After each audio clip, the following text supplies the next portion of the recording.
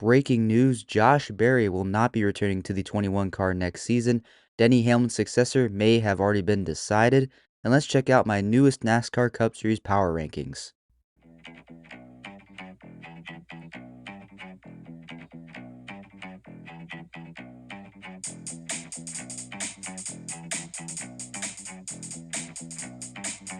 Welcome back to another episode of Talkin NASCAR. I am your host, Andrew.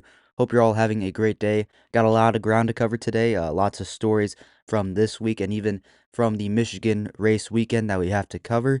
So, without further ado, let's go ahead and jump straight into it. Like I already mentioned in the intro, we had breaking news yesterday out of the Wood Brothers race shop. Josh Berry will not be returning to the 21 car next season in 2027. And this is something that has really developed over the last couple days or so, I would say, over the last 2 weeks. It's something that I haven't been extremely aware of. I haven't seen many rumblings and rumors about this situation and this potential possibility for both Josh Berry and the Wood brothers. But I'm not going to say this was totally out of the blue in terms of announcements because, Josh Berry right now in his third full-time NASCAR Cup Series season, his second with the Wood brothers. He just joined them last year, got a win at Las Vegas early on in the year, at the beginning of the season last year, got himself a playoff spot, but beyond that, didn't show much else beyond that win, and in the playoffs was a quick first round exit in the round of 16. And this year, it has not been much better for Josh Berry. He hasn't found much speed throughout this entire year. He currently sits 30th in points, excuse me, not having a great season at all, a little over halfway. And man, I was really hoping that after that Las Vegas win, I was thinking maybe Josh Berry would be the guy that the Wood brothers could rely on for a year or two, and maybe Berry would find himself getting a promotion up to Penske because you never know what could happen with Logano. How long does he have? I mean, I think Logano still has plenty of time left, but how long does Austin Cindric have left with that team? But it just hasn't turned out that way, unfortunately. So I hate it for Josh Berry. Obviously, he's had a bit of a interesting Cup Series career up to this point. He got his first taste of the Cup Series, filling in for Chase Elliott back in 2023, and Josh Berry did a very good job driving for that team, especially on short tracks. Richmond, I remember he was having a great run there. Had a couple unfortunate incidents, but still showed a lot of pace. Then he filled in for Alex Bowman for a couple races in the 48 car when Bowman once again was injured. Got his first full-time opportunity with Stewart-Haas Racing, replacing Kevin Harvick in 2024. And then obviously last year moved over to the Wood Brothers after Stewart-Haas Racing shut down and downsized to only one car with Cole Custer and Haas Factory. But unfortunately, this is the end of the line for Josh Berry in the Wood Brothers seat so far this year. Now, thinking about options in the Cup Series for Josh Berry, as of right now, the options aren't very good. I would say they're very limited. I have a hard time believing that many teams will be willing to give Josh Berry a chance when right now, again, he's sitting 30th in points driving for a Penske aligned car. I don't know how many teams are going to come calling for him. I doubt that Penske's going to offer him a ride if they choose to go away from Austin Cindric in any capacity moving forward. I could maybe see Front Row Motorsports giving Josh Berry a chance if Noah Gragson potentially leaves for another team, which I'll have a silly season predictions video or excuse me episode up soon-ish because we've had a lot of rumors over the last couple weeks as silly season starts to heat up. So I could see maybe Front Row giving Barry a chance. Maybe Hendrick Motors, like Hendrick could be an option, but I have a hard time believing that if they move on from Bowman, the more likely option is go with Corey Day, give him some Cup Series experience. Richard Childress Racing, I don't think is going to have Josh Berry be their first choice in terms of guys to fill that 33 car full time. I imagine guys like Jesse Love, Noah Gragson are going to be guys that are going to be the top priorities over Josh Berry. So more than likely, I'm looking at this for Berry and saying, yeah, I don't know how many cup opportunities he's going to have moving forward. I'm thinking it's far more likely that Josh Berry is going to return to the O'Reilly Series next season, which I don't think is a bad thing. And I think Josh Berry could return to Junior Motorsports next season because Josh Berry a couple years ago made the championship for with Junior Motorsports and has a successful tenure with that team, getting a couple wins in the O'Reilly Auto Parts Series. Just overall, being very very solid and not really doing anything crazy, but just being very very consistent and very very solid. Kind of similar to what Carson Cavapel is doing this year and even last year as well in the O'Reilly Auto Parts Series. So those are the options that I'm seeing for Barry. Cup Series opportunities might be limited. I see it far more likely that he returns to the O'Reilly Auto Parts Series with a top team because I think Josh Berry is truly capable of driving for a top O'Reilly Auto Parts Series team moving forward. Now, as for options that the Wood brothers could potentially replace Josh Berry with, similarly, I don't know how many options there are. I mean, there's a lot of drivers that coming into this year were going to be free agents. However, a lot of guys have signed contract extensions, like Tyler Reddick, like Kyle Larson, like William Byron, like Carson Hocevar. It's expected that Michael McDowell is going to return to Spire. Same with Daniel Suarez. I think Zane Smith signed a contract extension not too long ago as well, which I think if it was going to be anyone, it would probably be Zane Smith based on how well he is performing so far this year. But I do believe I remember that Zane Smith did sign a contract extension with Front Row. Noah Gregson could be an option, but similarly, Noah Gregson's not having a great season with Front Row Motorsports. Meanwhile, his teammates are pretty far ahead of Noah at this current point, so I don't know if the Wood brothers would be willing to go after a guy like Noah Gregson when there might be other guys on the table. And looking at some other guys, maybe in the O'Reilly Auto Parts Series, Jesse Love could be a candidate. I saw somewhere, I believe, that Jesse Love could be a candidate for the Wood brothers seat if Josh Berry were to be let go from the team after this year. I personally don't believe that that Jesse Love is going to head over to the Wood brothers.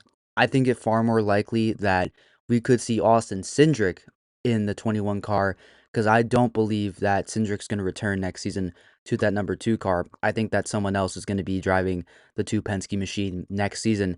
I think Austin Cindric could be a guy that fills that role for a year or two before the Wood brothers find another guy to replace Cindric eventually down the line if Cindric does not perform to the standards of the Wood brothers at this current moment. So I think it's far more likely that we'll see Cindric, could see another O'Reilly Auto Parts Series guy. Sam Mayer briefly popped into my head because I know he has been talking about getting a cup opportunity over the last couple years. I don't think that Sam Mayer is truly worthy of a Cup Series opportunity right now. He hasn't proven much out on the track in the O'Reilly Series this year.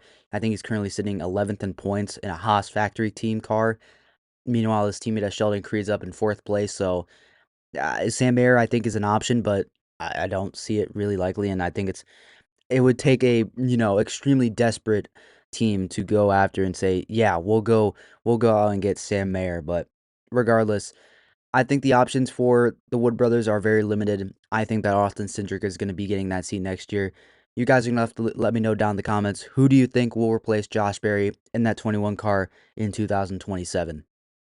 Moving on, earlier today, we got a new announcement on a new entry for the San Diego truck race later on in a couple of weeks. McAnally Hilgeman Racing announced that Brendan Gaughan will be returning to drive the number 20 truck for McAnally Hilgeman Racing at San Diego. I believe this will be Brendan Gaughan's first Truck Series race since 2013 and his first race back in NASCAR since 2021 when he drove at Talladega in the Fall Cup Series race for Beard Motorsports in the 62. So I believe that is the last time that Brendan Gaughan was in the sport. But yeah, very interesting here. I learned that in this announcement that Brendan Gaughan is a former honorary squadron commander for the U.S. Air Force Combat Control Team. So some military connections, kind of inspiring Brendan Gaughan to return to drive in the Craftsman Truck Series at San Diego and Naval Base Coronado. So really cool announcement. Brendan Gaughan, going to be one of the many big names driving in this Craftsman Truck Series race. Jimmy Johnson's going to be racing for Tricon Garage in his hometown or home state, excuse me, in the San Diego street race. So, big names going to be partaking in that Truck Series event. Brendan Gaughan, the latest name to be added to that list. And as well on, I believe, Monday, Daniel Dye announced that he will be attempting to run the Brickyard 400 with Live Fast Motorsports in a couple weeks as well. So this will be Daniel Dye's second career NASCAR Cup Series star. He ran Talladega earlier this year with Live Fast in the 78 car. But, that's what Daniel Dye's been doing over the last couple of months, just been bouncing around, making spot starts with several teams in the Truck Series, in the O'Reilly Auto Parts Series, in the Cup Series now with Live Fast. So we'll see how Daniel Dye does, but very interesting that he's going to be running another crown jewel race with the Brickyard 400 with Live Fast Motorsports. Next up, we have to go all the way back to Michigan on Sunday.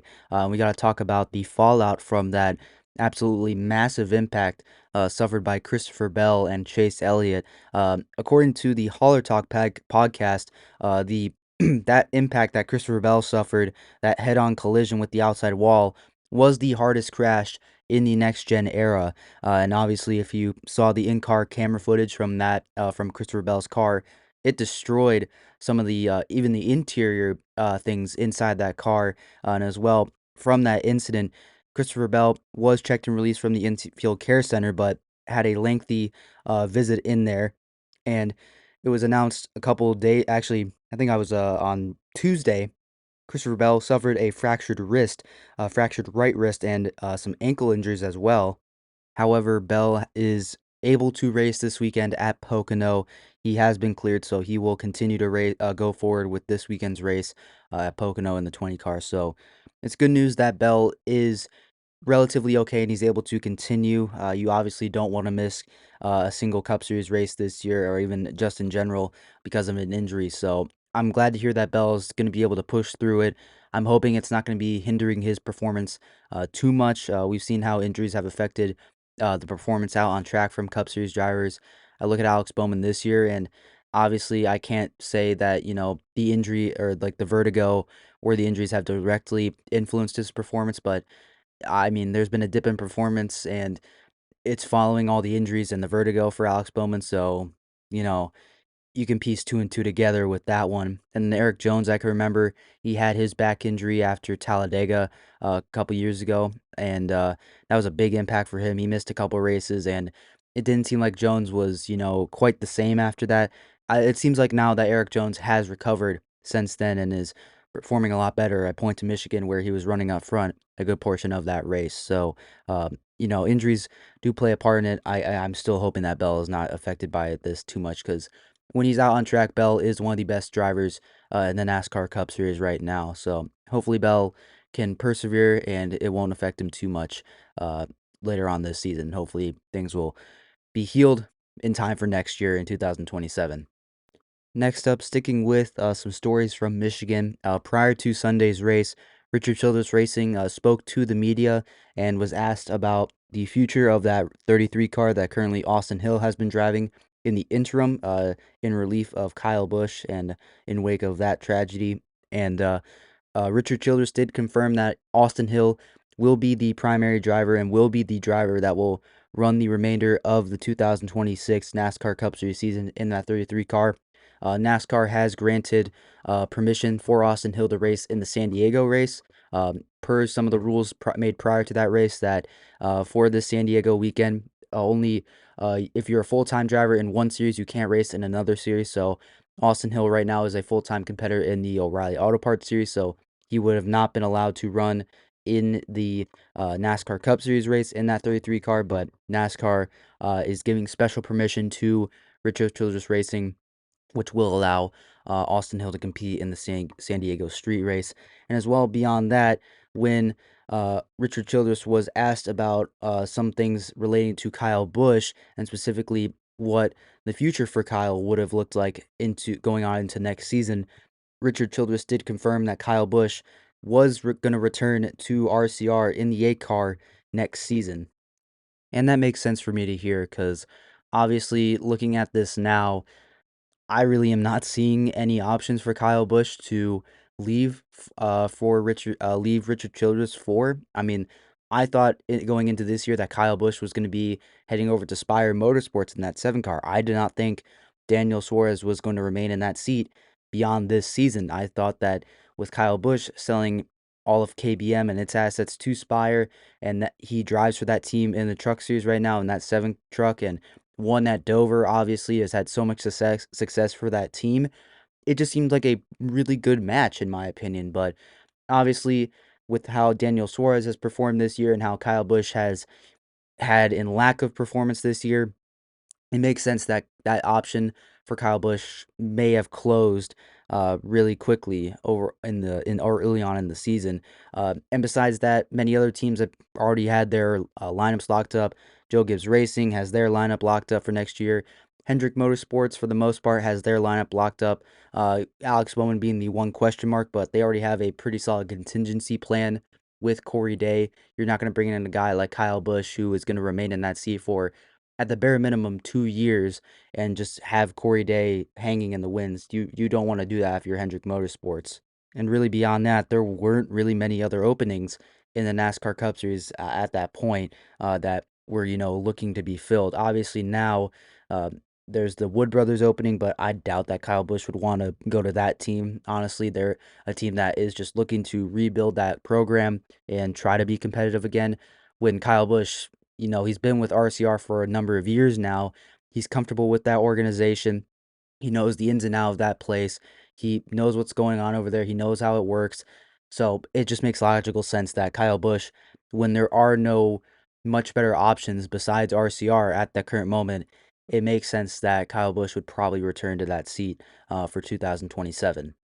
I do also wonder if Kyle Busch did return, what would a Jesse Love situation look like for him? Because obviously, I don't think Austin Dillon is retiring at least this year, and it seems like if Kyle Busch was going to return, where would Jesse Love go? I mean, right, there's a reason why he's not in the Cup Series right now, getting some starts for RCR is because of the sponsorship and just the sponsors that Kyle Busch had.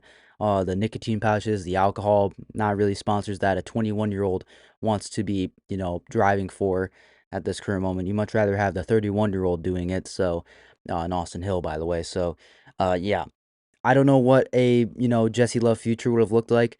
He probably would have explored options with Legacy Motor Club to go drive for their third full-time entry next season. Now it does seem like that Riley Herbst is the favorite for that ride at this current moment. Jesse Love is still an option, and we haven't gotten full confirmation on who is going to be driving that number 84 car full-time next year. But it does seem like that Riley Herbst is or does have just as much of a good chance to get that number 84 car as Jesse Love does at this current moment. I have one more story before we get to my power rankings, but before we have that last story, I got some breaking news here as I'm recording this episode. Justin Marks announced that he will be driving for Spire Motorsports in the 77 truck at San Diego in a couple weeks with support from Jockey. So, very interesting announcement. He adds his name to that list of drivers driving in the Truck Series for San Diego with Jimmy Johnson and Brendan Gaughan, like I already mentioned in this episode. But yeah, very cool to hear or see that Justin Marks is going to be driving for Spire Motorsports. He's driven in NASCAR before. I think his most recent start came in the O'Reilly Auto Parts Series with Calling Racing, I believe, driving the 10 car. He's also made several Craftsman Truck Series starts. He has one win coming at Mid Ohio, I believe, back in 2016. So he has some experience definitely in that truck series right now. So we'll see how Justin Marks does. I'll be very interested to see how he does in this Craftsman Truck Series race at San Diego. Going to be a bit of a difficult challenge, but yeah, I'm excited to see what Justin Marks can do. The last story I have before we get to my power rankings, Denny Hamlin had an interview post-race win at Michigan, and he was asked about his future in the NASCAR Cup Series. And in response to that, he stood firm on his plans to retire after the 2027 season. And he also gave a little bit of insight onto what he's dealing with right now in 2026 that back up that current sentiment that he has for his future in the NASCAR Cup Series. He said, quote, "I don't know. The weeks are a little tougher. I feel as though there's three things that happen. You lose your eyesight, you lose your reaction, and your body hurts. The body hurts are there. It's there. During the week, I'm not recovering as quick, but the two other things are sharp. I want to go out like this. So Denny just obviously outlining what he's going through during the week, in between each race in the Cup Series right now, as the oldest driver in the NASCAR Cup Series at this current moment at 45 years old. And yeah, it's definitely difficult to keep up with the physical demand that this sport has on a week to week basis, with just how difficult it is to drive those cars, how hot it is in the race car, how much it takes to even go out there and race for several hours and run several hundred miles every Sunday. So, yeah, definitely a difficult struggle that Denny Hamlin is dealing with at his age, at 45 years old. And in this interview as well, Denny Hamlin also talked about what Joe Gibbs Racing has lined up for a potential successor, and he names Brent Cruz, current prospect in the NASCAR O'Reilly Auto Parts Series, as the potential successor for Denny Hamlin in the NASCAR Cup Series, saying, quote, "At the end of next year, I told him to just check with me in 6 months. Check with me in 6 months. I don't want to leave them in flux. They've got a great driver in Brent Cruz that's going to be ready more than likely by the end of next year. It'd be hard if the end of the contract was right now. It'd be really hard, but I find it hard to believe we're going to be at this level at this time next year." So Denny just looking forward towards 2027 and what he might be doing next year, both out on track and what Joe Gibbs Racing is lining up for next season. So yeah, I found it, a little interesting, but also not terribly shocking at the same time when Denny Hamlin did name Brent Cruz as a driver. And, it's pretty easy to see that, Denny Hamlin is pointing Brent Cruz out as, yeah, he's probably going to be the guy that's going to take my spot when I retire after next season. So, and this makes sense. Brent Cruz, current driver full time in the O'Reilly Auto Parts Series, is having a really solid rookie season, is contending for a chase position despite missing 4 races early on in the season. He's been having a great start to his NASCAR careers. So it's really nice to see, really cool to see what Brent Cruz is doing. So yeah, it makes sense. And Brent Cruz, he's a top prospect in the O'Reilly Auto Parts Series. He's been a hot name for quite a while now. And just based on the performance he's shown this year, he already looks like gonna be like a top NASCAR Cup Series driver in the future. So yeah, very interesting, but not at all surprising that Denny Hamlin is naming Brent Cruz as a potential successor. And at this current moment, I don't know who else would maybe take that spot for replacing Denny Hamlin. Maybe Caden Honeycutt, maybe Taylor Gray. But I mean, at this current moment, it seems like Joe Gibbs Racing is a lot more invested in Brent Cruz than any of those other guys I just mentioned at this current moment. All right, those are all the big major stories that I do want to cover in this episode. But now it is time to move on to the final segment of today's show, my NASCAR Cup Series power rankings. Michigan was a little bit of a tough one. So many big names got caught up in crashes, but I do think I have a pretty accurate list for my top 10 after Michigan this week. Heading into Pocono, let's go ahead and check out my top 10 in the NASCAR Cup Series right now. Starting out with a couple of honorable mentions real quick. First, I got Zane Smith. He looked very, very good at Michigan this week. He was up inside the top 15 pretty much all race in this one before he unfortunately got caught up in a crash, had a tire blowout, got some stage points in stage 2, and right now is putting himself in the conversation for possibly making the chase. So I got Zane Smith as an honorable mention. Next up, honorable mention, I got Eric Jones. He finished second at Michigan, and prior to that in Nashville as well, he was up inside the top 10 for the majority of that race, finished just outside of it. Same thing with Charlotte. He looked good at Dover as well, even though it was an all-star race, an exhibition race. Eric Jones still looked very, very solid. So I'm really liking what Eric Jones has been doing over the last couple weeks. But just the guys ahead of him in the top 10 are just doing a little bit more and have been doing a little bit more over the entire season. So that's why I put them in. But Eric Jones is not too far out of both the chase conversation and outside my top 10. I also got Bubba Wallace as well. He got a third place finish. He kind of has had a bit of a rough stretch of races over the last couple weeks, but finally got a top 10, much needed top 10, finished in third place. Really good result for Bubba. Still inside the chase right now, but not in a comfortable position quite yet. And then finally, my last honorable mention is William Byron. He looked good at Michigan as well and looked good at Nashville, but in both races, unfortunately, got caught up just with some mistakes. And at Nashville, got caught up in a crash, wasn't his fault. And at Michigan, didn't have the right strategy call once again. Faded almost to the outside of the top 20. But still, Byron looked good, had some solid speed at both Nashville and Michigan. Byron has been heating up as of late, but he's still not in a comfortable position in the chase right now. A couple bad races can quickly put him on the bubble. So I got to see a little bit more consistency, see if William Byron can put a full race together. Maybe then he'll be inside my top 10. But I got Byron, Wallace, Jones, and Zane Smith all as honorable mentions this week. But starting off my top 10, I do have Carson Hocevar. Was on the front row at Michigan once again, his home track. He looked very good there, was up inside the top 15 pretty much all day, at the top 10 most of the race as well. Finished third in stage 1, finished inside the top 10 in stage 2 as well.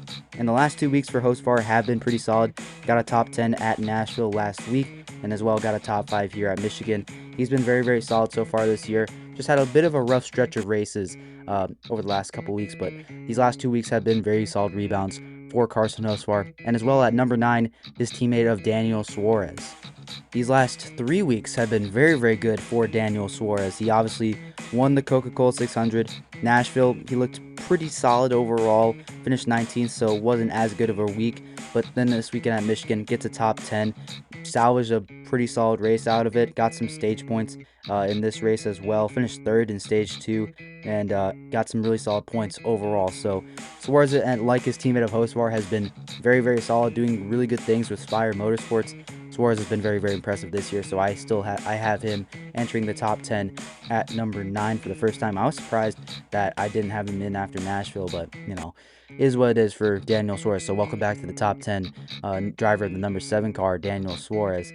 At number 8, I still have Christopher Bell. I know it wasn't a great finish for Bell, had that humongous impact, but before that, was inside the top 10, even the top 5 as well, battling for the win. Along with Chase Elliott and Denny Hamlin. He was in the conversation. He's been in the conversation the last couple of weeks, but unfortunately he's just had some bad luck, I would say. Last 2 races before Michigan, Charlotte finished second, Nashville finished second as well, and then Michigan was up inside the top 10, or top 5, excuse me, when he unfortunately got taken out by Chase Elliott. So Christopher Bell's been heating up as of late. Just needs to find that first victory. He's so close. He's so close. But he just needs a little bit more and a little bit more to go his way to get that first win of the season. I have a feeling that this weekend, despite that fractured wrist, Bell might be able to get it done this weekend in Pocono. We'll have to wait and see on that this weekend. So I got Christopher Bell at 8. At number 7, I have Ty Gibbs dropping down 1 spot. Gibbs, similar to Bell, was having a pretty solid race at Michigan. Got some good stage points in stage 1. Unfortunately, got caught up in that restart crash in stage 2. Got some damage to the car that he couldn't really overcome. But still, Gibbs was able to run all the laps pretty much and finish the race. The last couple weeks for Gibbs, and overall the last ever since that Bristol win, Ty Gibbs has been very, very good overall. He's currently sitting inside the top 5 in points right now. Over the last couple weeks, he's been very, very solid. He had a 3rd place finish at Watkins Glen, and then Charlotte, he finished in 6th. Nashville was his worst finish out of those, where he was on the lead lap. He finished 13th. And then Michigan obviously finished 25th, but still he had a top 10 car at the bare minimum. Gibbs has been very, very solid as of late, so I have him at number 7. At number 6, I got Ryan Blaney. Dropping down 2 spots is Ryan Blaney. He still got a top 10 finish, just it didn't look like, a typical solid day from Ryan Blaney. He was kind of hovering around the top 15 this entire week, so it wasn't, show-stopping from Ryan Blaney, but still 3 straight top 10s for Ryan Blaney. He's been on a nice little roll as of late. He just hasn't, been up front too much, leading laps, but still very, very solid from Ryan Blaney, so I got him at number 6.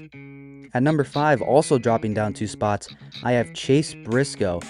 Early on in that race at Michigan, it did not look good for Chase Briscoe. He was struggling a lot with the handling on that car, but him and Jane Small were able to grind out a pretty solid finish once again and salvage a top 10, earn some decent points.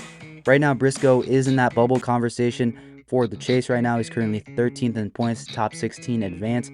So he's going to need a lot more points and a lot more consistency and being a lot more up front if Briscoe is going to be able to comfortably advance onto the chase.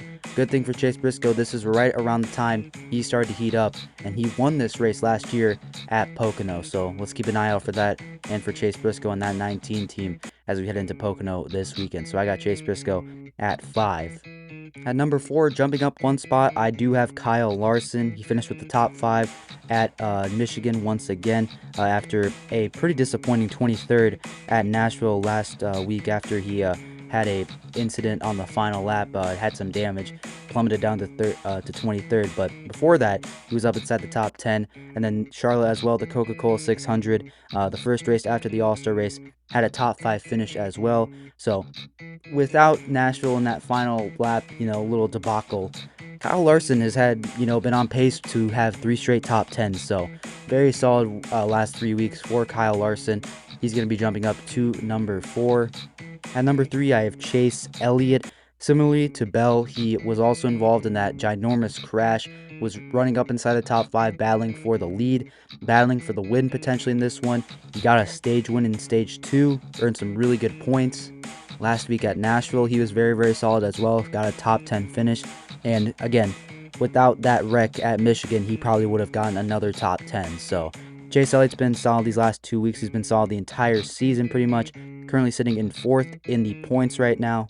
Really solid performances from that 9 team and Chase Elliott over the last couple of weeks. So I have him at number 3. At number 2, I have Tyler Reddick. Similarly, if Reddick does not get involved in that humongous restart crash, Reddick would have been the guy that is probably leading the race and contending with Denny Hamlin for the lead. Unfortunately, had that massive impact overall in that restart wreck and took him out of that race. But without Michigan, the last 3 points races, he had 5th at Watkins Glen, 4th at Charlotte, 6th at Nashville, 3 straight top 10s, and probably would have had a 4th if he didn't get involved in that crash at Michigan. So Reddick, he's still in 1st in points. However, Denny Hamlin has closed the gap to only 51 points at this current moment. So Reddick is going to need another really solid race to even probably get back maybe like 20 points or even 10 points on what that margin was only a couple weeks ago. Hamlin has halved that margin in only 3 weeks. So Reddick still at number 2, still very, very solid, but still at number 1, I do have Denny Hamlin. Obviously got that win at Michigan, was very, very solid throughout the entire race, despite starting at the rear. He had to come from all the way in the back to even get back up to the front by stage 2 and was 8th at the end of stage 2. But in stage 3, however, he was able to set sail after a couple cautions and a couple restarts. Denny Hamlin seized control of the race and did not look back, opened up a crazy 11-second margin of victory over his competitors and over second place. So Hamlin once again did it for 2 weeks in a row, came from the back and was able to win the race. Just incredible stuff, and like I already said, already halved pretty much the ginormous points gap that Tyler Reddick had on him entering Nashville last weekend. So really good stuff from Denny Hamlin. Over the last 2 weeks, he's shown that he is the number 1 driver in the NASCAR Cup Series with 2 straight wins and 2 very dominant fashions overall these past 2 weeks. So there you go. Top 10, Denny Hamlin at number 1, 2 Tyler Reddick, 3 Chase Elliott, 4 Kyle Larson, 5 Chase Briscoe, 6 Ryan Blaney, 7 Ty Gibbs, 8 Christopher Bell, 9 Daniel Suarez, and 10 Carson Hocevar, with the honorable mentions being William Byron, Bubba Wallace, Eric Jones, and Zane Smith. Wow, that was a lot of stuff we covered in this episode, so hopefully you all enjoyed this one. If you did, make sure you follow the show, whether you're listening on YouTube, Spotify, Apple Podcasts. Follow so you never miss another episode. Thank you all so much for listening to this episode of Talkin NASCAR. If you like what I'm doing over here, go check out Talkin Sports with Miles and Andrew, the show that I co-host with, where we talk about sports, not just NASCAR, but baseball, basketball, football. Baseball season is in full swing. The NBA playoffs and the NBA finals are wrapping up very, very soon. Lots of chaos happening in New York right now, and the NFL season is, while it's only June, it's quickly approaching, and man, we cannot wait for the start of another NFL season. So stay tuned for more. I'll have links to the Spotify page and the YouTube channels for both shows, both this one and Talking Sports. So go check those out if you haven't already. And thank you all so much for listening. I'll see you in the next episode. Have a great day.